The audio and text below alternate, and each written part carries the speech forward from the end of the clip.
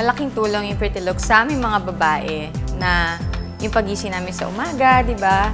Gusto namin mukha na kaming fresh kasi pag wala akong kilay, I look like an alien. I want to look beautiful, I want to feel beautiful, and with my kilay, I feel more confident. Kilalang kilala ako ng mga friends ko, ng mga taong malapit sa akin na higad or linta ang tawag nila sa akin. Kasi talagang pag nagkilay ako, kailangan talaga prominent yung kilay ko. Kaya rin ako na-push na gawin to kasi ang dami kong nakikita, pati mga friends ko na ginagawa siya. And maganda yung kinalabasan. Very natural yung itsura. So, I think right now, #1 sila when it comes to eyebrow makeup. Yung 3D makeup. Sila lang ata actually meron yan dito na local.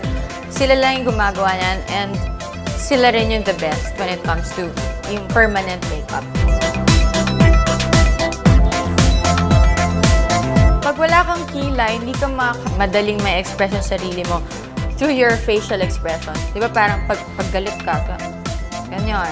Pag masaya ka, di ba? So, malaking bagay talaga yung eyebrows.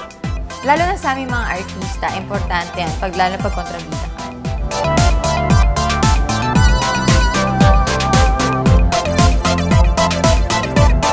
When it comes to my eyebrows, I only trust the masters. I only trust Pretty Looks.